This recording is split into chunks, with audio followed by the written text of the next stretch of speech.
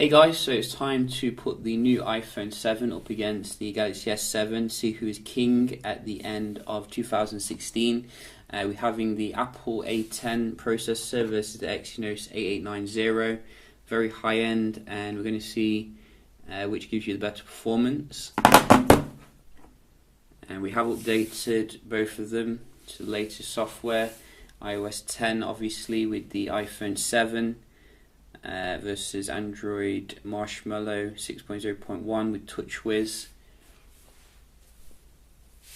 And you can see iPhone 7 does boot on faster here, only just. So that is a quite nice start here for the new phone. We have closed everything down in the background. I figured out how to, use this new home button here, which is like touch sensitive. So I'm going to just open up some apps, see how it is day to day. Then we're going to move on to more heavy stuff. So let's see. So far it looks like the S7 is a little bit ahead here maybe. That was quite similar. Let's have a look. We got Tinder, S7 again. So let's see. What do we have? We have this. Go. So the S7 is doing quite well here, much better than I actually anticipated. I think that was the iPhone for the camera. And let's try some of the inbuilt kind of apps that you do get, such as S Health versus Health. Whoops. Let's try that again. Let's try that again. It's about the same there, not a huge difference.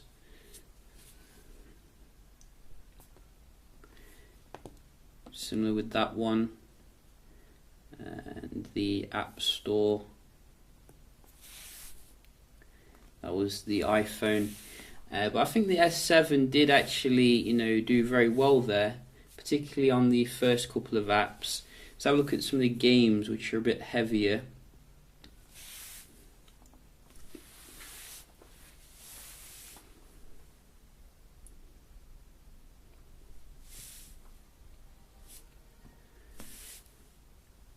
So I think that was maybe the S7 there. I didn't really see it, to be honest. Very different on both of them.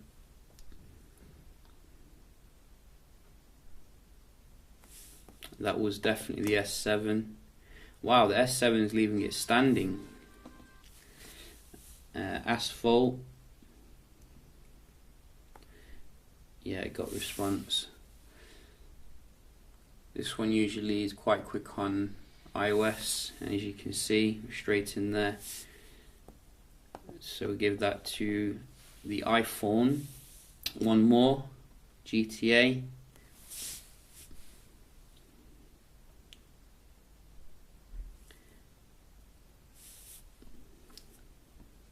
So that could have been the S7. And let's just start them up.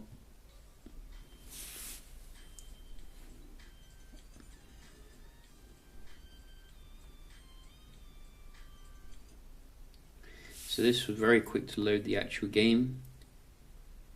So kind of probably a bit mixed there for the games, if you ask me. But I think the S7 overall did very well, given that the age of the phone.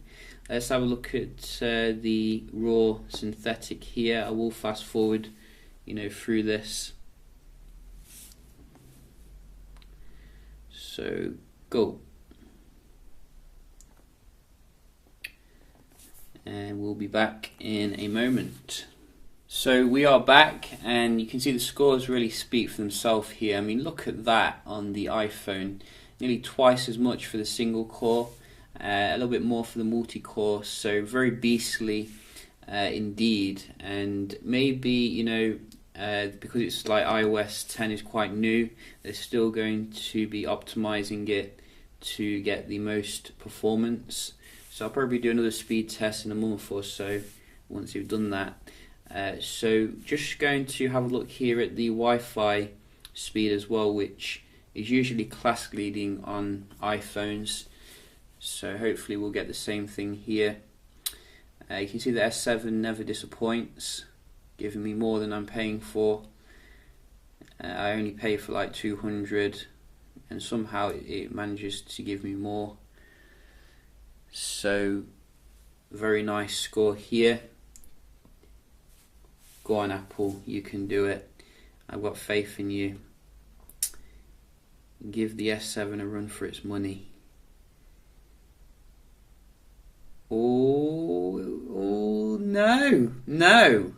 Wow, so that's a bit low if you ask me. I mean, given the iPhone standard. I will be doing some more speed tests obviously, so we will, you know, check this out again.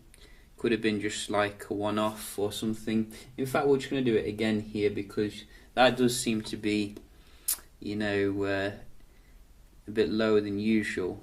I just want to make sure.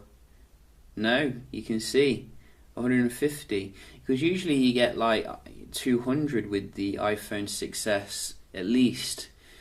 So definitely going to look into that. You know, I don't a bit disappointed with that score, because you know, we do like the fastest Wi-Fi here. When it comes to you paying more, you know, you want to get more.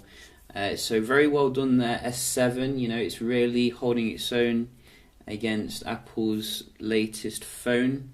We're going to just open up a few websites here, see how they do the real world page rendering. WWE. So let's go. So a little bit faster here to do the search. Whoops. So that was annoying. The screen kind of clicked it as I was searching through this. So I'm not going to click on the WWE website. I'm going to go to the Wikipedia page so it's fair. So let's go. So again, this came up a little bit faster if you ask me. We're going to do another one. So we're going to do BBC News again. So you can see this is coming back now, the iPhone with Safari. Oh, a little bit faster this time though with the S7. But I think the pictures loaded a little bit faster on the iPhone. One more just to, you know, do the decider here. So we're going to GameSpot.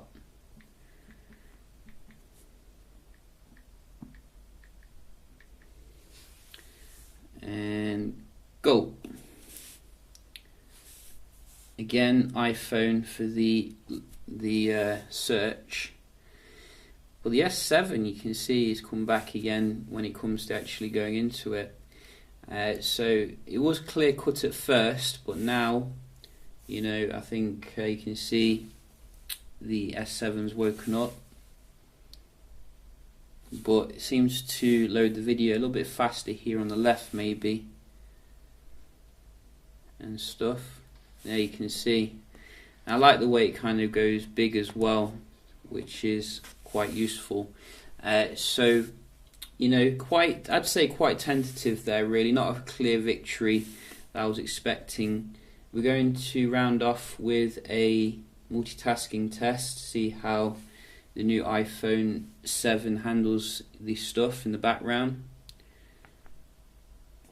So with the iPhone 7 you are only getting 2 gigs of RAM here, compared to I think 3 gigs in the iPhone 7 Plus. So you can see a little bit of reloading here with these background apps.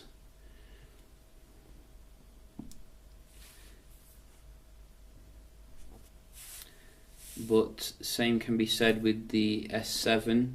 I have opened quite a few apps today. Let's see. So they're both kind of reloading here, which, you know, usually I'm used to very smooth going back and forth into things. Camera. So a bit laggy there on the S7. Let's try the games.